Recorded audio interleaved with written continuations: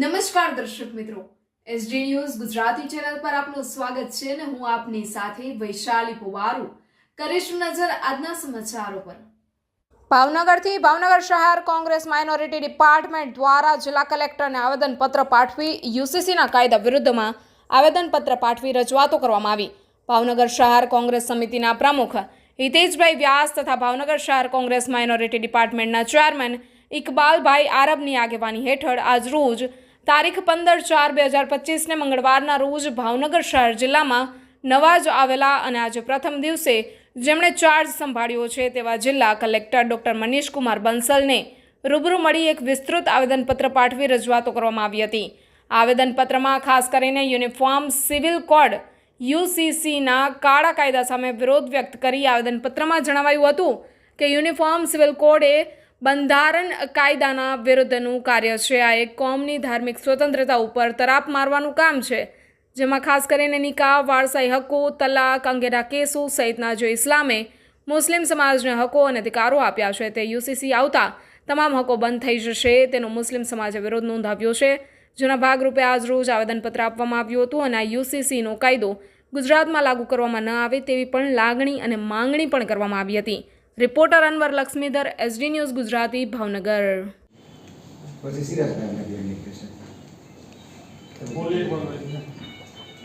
અમારું કહેવું એમ છે કે આ કોમન સિવિલ કોડનો જે કાયદો ગુજરાત વિધાનસભામાં સરકારશ્રી દ્વારા જે લાવવા જઈ રહી છે એનાથી અમારી કોમને મુસ્લિમ સમાજને ખૂબ જ નુકસાન છે, કેમ કે અમારા લોકોની શરીરના પુરાને દેખાડેલા જે કાયદાઓ છે એ ખતમ થઈ જશે, કેમ કે અમને લોકોને શરીયત પ્રમાણે અમે ચાલીએ છીએ એટલે અમને બહુ મોટું નુકસાન છે।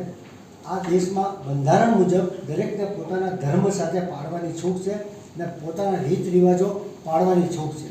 બંધારણની કલમો મુજબ જે કાંઈ કલમો બંધારણમાં દર્શાવી છે એમાં અમારો ફંડામેન્ટલ રાઇટ છે કે અમે અમારા ધર્મ અને એના રીત રિવાજો સાથે જીવન જીવી શકીએ। અમે આ દેશના નાગરિકો છીએ, જાગૃત નાગરિકો છીએ, અમે રાષ્ટ્રવાદીઓ છીએ, તો અમારી માટે શા માટે આવા કાયદાઓ, કાળા કાયદાઓ લાવી અને અમારું ધાર્મિક રીતે સમાપન કરવા માગે છે આ સરકાર? એની સામે અમારો આક્રોશ છે ને આક્રોશના ભાગરૂપે આ આવેદનપત્ર આજે આપણે આપીએ છીએ। આપ અમારી લાગણી માનનીય પ્રેસિડેન્ટ, માનનીય મુખ્યમંત્રી શ્રી ને પહોંચાડજો, કારણ કે આમ બરાબર ગઈકાલે જ આપણે બાબા સાહેબની જયંતિ ઉજવી। આપણે જે બંધારણ આપણને freedom to speech, freedom to religious is all rights, અને જે બંધારણે આર્ટિકલ 14, 26, 27, 28 એ મુજબ જે રાઇટ્સ આપ્યા છે, આજે ઓલ ઇન્ડિયાના પ્રેસિડેન્ટ અમારા અને અગાઉ પણ લોકસભાની અંદર રાહુલ ગાંધીજીએ કીધું છે કે ધીમે ધીમે બંધારણમાં ફેરફાર થઈ રહ્યો છે। આ સાહેબ એનો ભાગ છે કે જે રાઇટ્સ બંધારણે આપ્યા છે એમાં ફેરફાર થઈ રહ્યો છે, અને જે આપણને બંધારણીય હક દરેકને હિન્દુસ્તાનમાં રહેનાર લોકોને જે રાઇટ્સ આપ્યા છે, ફંડામેન્ટલ રાઇટ્સ, એની ઉપર એક જાતનો તરાપ મારવાની છે। અને આ જો ધીમે ધીમે થશે તો આખું જ બંધારણ આખું ચેન્જ થઈ જશે અને પાર્ટ કરી અને બંધારણના ટુકડા થઈ જશે।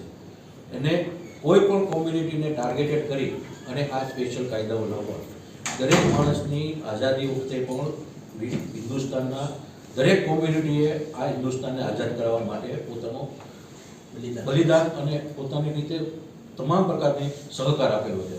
એમાં કોઈ પણ જ્ઞાતિ હોય, મુસ્લિમ હોય, હિન્દુ હોય, શીખ હોય, ઈસાઈ હોય, દરેકે આ હિન્દુસ્તાનને આઝાદ કરાવવા માટે આ અધિકારને, અને ત્યારબાદ જ એમને ફંડામેન્ટલ રાઇટ્સ મળ્યા છે। તો આ ફંડામેન્ટલ રાઇટ્સ જે અમારા છે એ સિક્યોર રહે અને એમાં કોઈ ફેરફાર ન થાય એટલા માટે અમે આપની પાસે રજૂઆત માટે આવ્યા છીએ।